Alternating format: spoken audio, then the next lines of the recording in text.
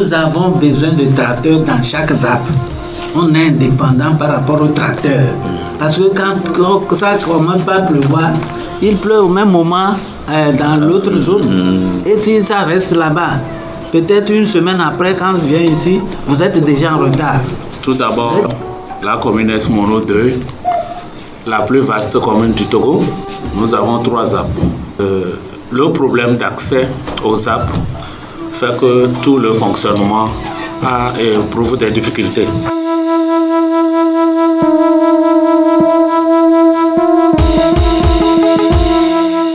Quand vous regardez sur le site internet de la présidence, tout ce qui se fait se trouve sur ce site-là. Ça veut dire que le chef de l'État a un grand intérêt par rapport à ces arbres. Nombreux agriculteurs aujourd'hui ne pratiquent plus l'agriculture à cause de ça. Ils font leur culture, les bœufs viennent goûter, et quand ils trouvent le peu leur dit que j'ai le numéro, colonel, il y a le numéro, elle est finie. C'est ce que le peu dit. Si nous prenons le cas de la ZAP Peigno-Aja, là-bas, quand vous arrivez tout à l'heure, vous savez tous qu'au Togo, notre aliment de base, c'est le maïs. Là, le maïs, ils sèment le maïs. Et vous verrez certaines femmes qui font même des jardins, gombo et autres là. Il y a le gombo, adéner, l'épinat et autres là. Donc ce qui prouve qu'à un moment donné, vous allez voir qu'il y a des diversités de semis qu'ils font. Donc, cette visite, nous avons élaboré un rapport. Et ce rapport-là sera présenté d'ici peu. Il s'agit du rapport d'analyse critique pour voir si en réalité, ce que la stratégie prévoit, est-ce que c'est comme ça sur le terrain.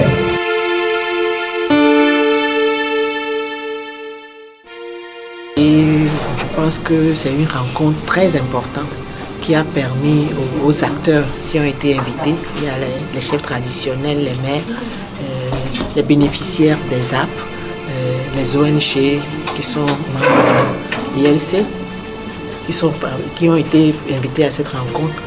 Nous avions pu discuter en long et en large des problèmes fonciers peuvent entraver la bonne gestion des ZAP. Et nous en avions identifié certains problèmes qui peuvent empêcher ce beau projet qui est en cours.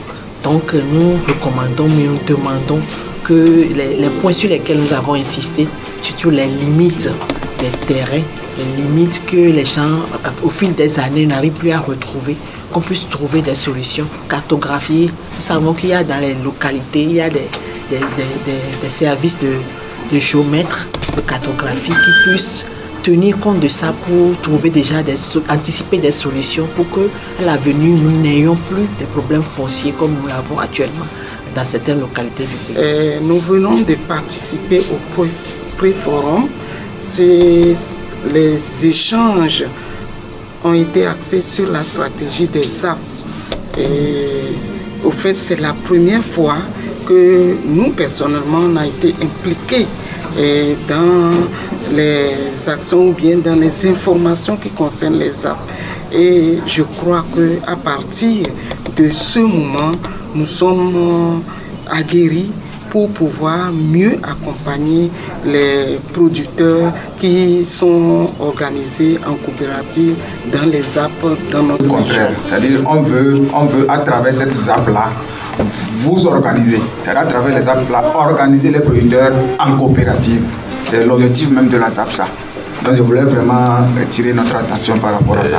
Le dispositif ZAP tel que c'est implanté avait pour ambition donc un peu de structurer les producteurs pour essayer de gagner en productivité et voilà, augmenter les rendements, etc. pour que les revenus des exploitants augmentent et par ricochet, donc l'État aussi et le pays en bénéficient. Bon, c'est ressorti aussi dans les interventions des exploitants même que sur certains sites, il y avait la pratique vraiment de l'élevage qui est en même temps combiné à l'agriculture. Ça m'amène à dire que de plus en plus, en termes de terminologie, en tout cas dans les approches, on ne parle plus seulement de pastoralisme, mais on parle d'agro-pastoralisme, parce que c'est ça qui restitue vraiment le lien fonctionnel qui existe entre ces deux systèmes de production. Au fait, c'est quand on a dissocié les deux qu'on rencontre ces problèmes jusqu'à aujourd'hui. Pour moi, à partir du moment où il y a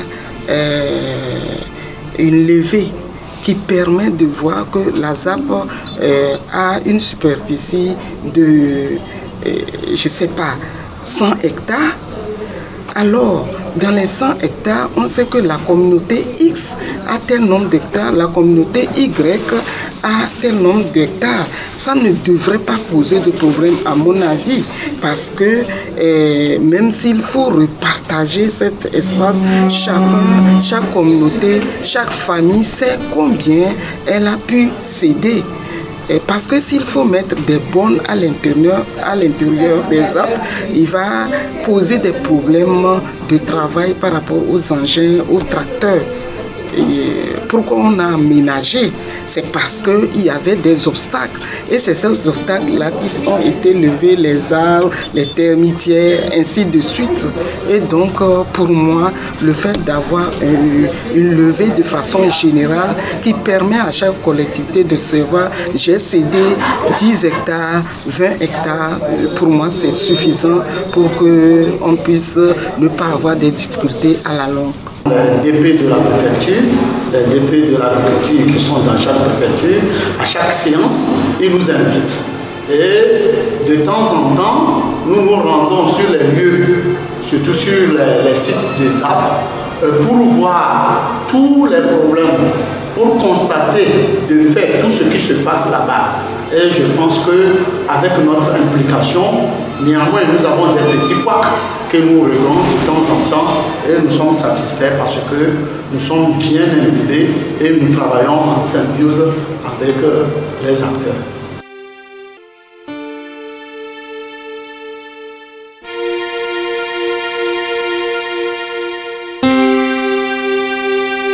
Depuis que nous avons créé ces ZAP, la population est vraiment en témoin qu'avec l'apparition des ZAP dans nos cantons, les couches vulnérables, les femmes, les jeunes qui n'avaient pas accès à des terrains cultivables ont maintenant cet accès-là pour pouvoir cultiver.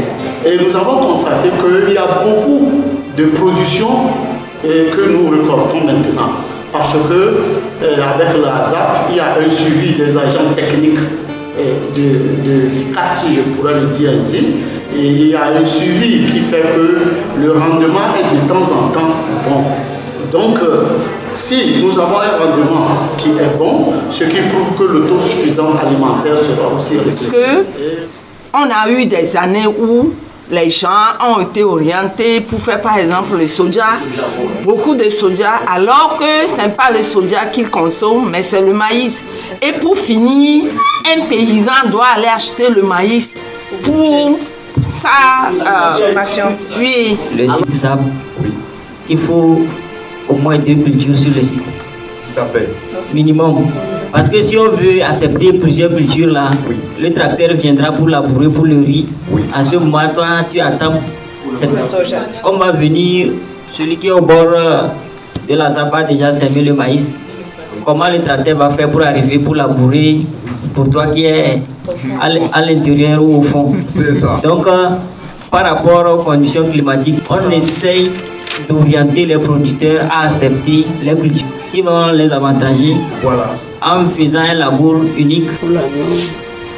Nous, au dos, quoi.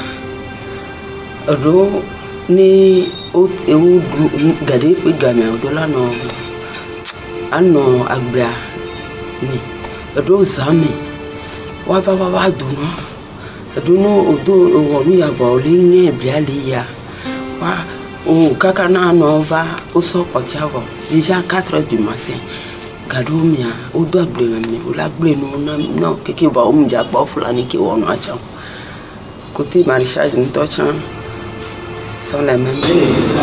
Le problème de transhumance, c'est une affaire interrégionale qui dépasse même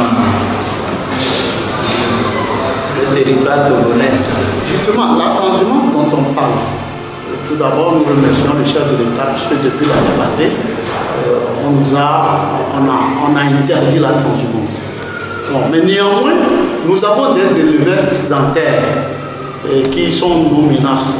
Et maintenant, avec les autorités, le pouvoir central, si nous prenons le cas du préfet, nous avons une commission qui lutte contre ces menaces-là. Si par exemple, nous constatons dans nos arbres sur les sites, il y a les bêtes ou bien les peuls qui rentrent là-dedans, nous impliquons et nous allons les appeler et nous les sensibilisons. Nous essayons de les appeler avec les agriculteurs ensemble et nous réglons leurs problèmes d'une manière à une autre.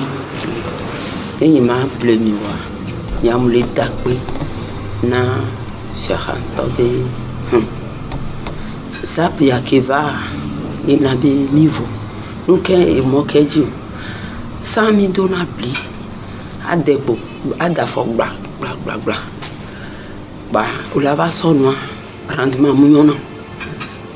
Fifi que on va pas il cate au sol il cate va les plomi et chomi les kenya no double ani n'était no pono ga que menya do ancrea et les au chomi wacha et 80 sur 40 déjà nous ouais dans des cas fifi ni le nombre de sacs d'engrais, on a mis 6 sacs. Et on a 6 sacs. Nous avons nous 2 médias. Pour la porte, c'est 36 sacs où on est le rendement du maïs.